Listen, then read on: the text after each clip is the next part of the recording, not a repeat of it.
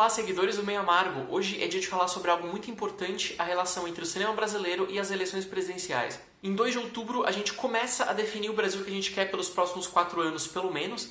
Isso porque qualquer política adotada vai reverberar para muito além dos anos de gestão. É lógico que isso vai ditar os rumos da economia, da saúde, da segurança, dos transportes e também das artes e da cultura. Que eu assumo o Ministério da Devolução. Os anteriormente denominados negros começam a ser retirados imediatamente do território brasileiro.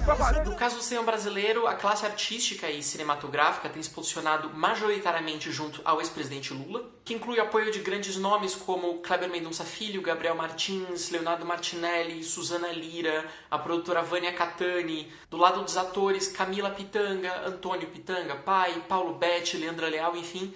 A grande maioria se posiciona junto ao ex-presidente Lula, embora, claro, existem outras posições, o que é comum e saudável numa democracia, como o diretor Josias Teófilo, muito mais próximo da direita, ou a atriz Patrícia Pilar, que declara apoio no ex-companheiro Ciro Gomes. Vira, vira, voto, vira, vira, vira. Vira, vira, voto, vira, vira, vira.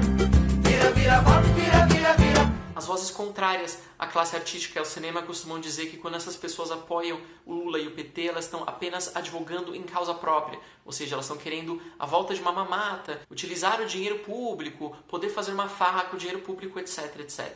É aí que esse pensamento esbarra numa retórica muito mal resolvida entre sugerir que todas as pessoas de esquerda são vagabundas e não querem trabalhar, ou que elas não param de ficar pedindo dinheiro para trabalhar. Um dos argumentos comuns do bolsonarismo diz que, se você quer fazer cinema, não vou te censurar, apenas faça com seu próprio dinheiro. Ora, a cultura, a arte, os filmes reverberam para a população. E essa ideia por trás de faça cinema você mesmo, faça com seu próprio dinheiro, simplesmente implica numa desresponsabilização do governo do Estado, que é quem deveria, sim, garantir o fomento, a produção e o incentivo da arte.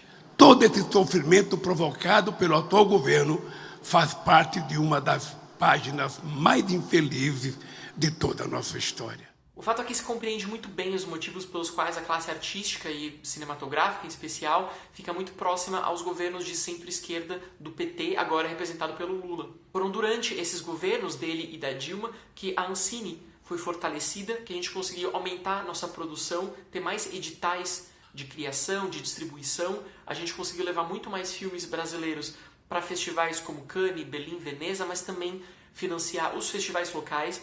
É quando a produção cresceu e a gente começava num ótimo caminho de formar público. Novas gerações jovens, para finalmente apreciarem, terem orgulho e gostarem do cinema brasileiro. O que, afinal, seria um verdadeiro patriotismo, o orgulho por uma produção brasileira. Dinheiro público não vai ser usado para fazer filme pornográfico, ponto final.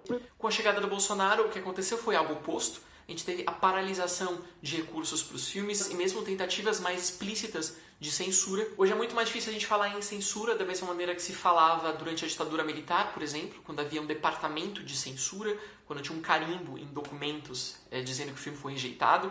Hoje a coisa tem um ar muito mais discreto, sofisticado e mesmo uma aparência de normalidade. É muito mais simples você sufocar um setor ao retirar todo o dinheiro, ao paralisar os processos, paralisar a avaliação de filmes, a liberação de verbas pré-aprovadas em governos anteriores, do que você de fato fazer um alarde e dizer que vai censurar um filme. E apesar de todas as práticas de paralisação, de fechamento da Cinemateca, de interrupção de editais e de paralisação da Ancine, ainda houve de fato tentativas muito concretas de censura por parte do governo Bolsonaro, por exemplo, quando teve um edital que visava fomentar projetos de temática LGBTQIA+. O presidente Jair Bolsonaro vetou totalmente e integralmente, não sobrou nada, a nova lei Aldir Blanc, que previa 3 bilhões de reais para a cultura até 2027. Mesmo que esse governo não tivesse um apreço muito grande pela cultura, ele poderia pelo menos reconhecer que economicamente esse é um bom negócio. Existem pesquisas mostrando que para cada R$1 investido a partir do dinheiro público via renúncia fiscal, a famosa Lei Rouanet, a gente teve um retorno de aproximadamente R$3. Mas claro, também existe fator cultural, que é a responsabilidade de cada estado, porque a gente não vive só de clubes de tiro e motociata, a gente também precisa de cultura, de arte, de teatro, de música e de criação. Isso é trabalho, isso precisa ser estimulado, assim como qualquer outra área de trabalho no país. O governo fez atacou a cineasta que vai representar o Brasil no Oscar.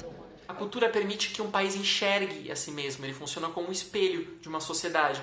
Então, obviamente, retirar esse espelho é uma estratégia para que as pessoas não vejam também tantas denúncias sociais, tantos problemas que são expostos ao público. As tentativas repetidas desse atual governo de impedir que os filmes sejam feitos ou disponibilizados, vistos fora do país, acaba ironicamente reforçando a importância que ela dá a isso e o medo de que essa mensagem chegue ao maior número de pessoas. Quanto maior o esforço para prejudicar o cinema, mais você mostra que ele sim, de fato, era e é muito importante. Enquanto isso, países muito mais espertos e muito mais estratégicos em relação às suas economias, durante a pandemia de Covid-19, decidiram financiar e estimular os cinemas locais. Foi o caso da França, da Coreia do Sul e também dos Estados Unidos, que protegeu e protege muito a produção nacional. Hoje eles colhem os frutos disso, com um retorno para a economia que tem sido fundamental nessa fase de retomada. Nós somos revolucionários que lutam pela liberdade do povo que foi roubada pelo golpe militar. O fato é que a defesa do cinema não é só uma defesa de dinheiro público, não é uma defesa de produção, é uma defesa de se produzir, exibir e de se poder ver cinema brasileiro. Em oposição a uma retórica que é muito da violência e da destruição, através de armas, de ataques agressivos, a gente tem o cinema como uma forma de criação, de composição e de união. Porque afinal a liberdade de expressão não é o direito de se falar fake news ou de se atacar pessoas impunemente, e sim a liberdade de criar, de poder dizer o que você pensa politicamente sem ser retaliado por isso. É muito claro para grande parte da classe artística se posicionar entre dois projetos que a gente já testou nos últimos anos, não são grandes promessas novas, a gente teve já um governo Lula e já teve um governo Bolsonaro, e um deles tem representado abertamente uma anti-intelectualidade, não teve nenhuma escola criada, bibliotecas fechadas, enquanto o outro governo de fato financiou, apoiou a nossa cultura e melhorou a economia. A gente lembra que naqueles tempos a gente chegou a ser a 6ª economia do mundo, enquanto hoje a gente não está nem entre os 10 primeiros. Por causa de Lula e Dilma, pela primeira vez na história do Brasil, uma pessoa preta vai representar o país no Oscar. Um discurso bolsonarista comum diz que a esquerda gosta de colocar as pessoas umas contra as outras. Coloca homens contra mulheres, coloca ricos contra pobres, coloca gays contra héteros, etc. A grande ironia é que isso sempre existiu. Quem nunca percebeu essa polarização, essa divisão de classe, gênero, etnias dentro do Brasil é quem nunca sofreu com isso. O cinema permite que novas vozes e vozes minoritárias não só produzam filmes como se vejam representadas nas telas. A gente não tem só obras enaltecendo aspectos turísticos lindos da Orla do Leblon, que também podem existir.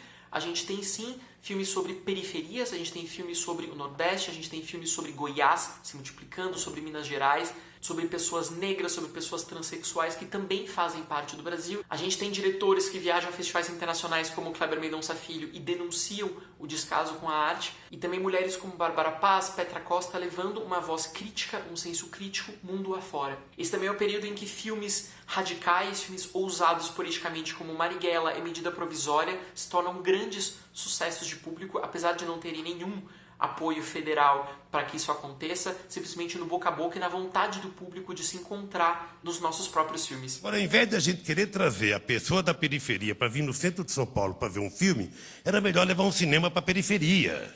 As eleições de 2 de outubro, que talvez se encerrem nesse próprio dia, no primeiro turno, assim a gente espera, representam a luta entre um projeto de democratização real, onde grupos tradicionalmente excluídos podem ter uma voz e um peso real na participação de reconstrução de um país, e uma luta feroz pela manutenção de privilégios na mão de poucas pessoas. E nessa hora não é nada difícil escolher de qual lado ficar. Eu acho que a cara do nosso cinema poderá ser diversa, como somos nós brasileiros. É isso, eu fico por aqui hoje. Não deixe de seguir o canal, ativar as notificações, deixar seu comentário, curta, compartilhe e até a próxima.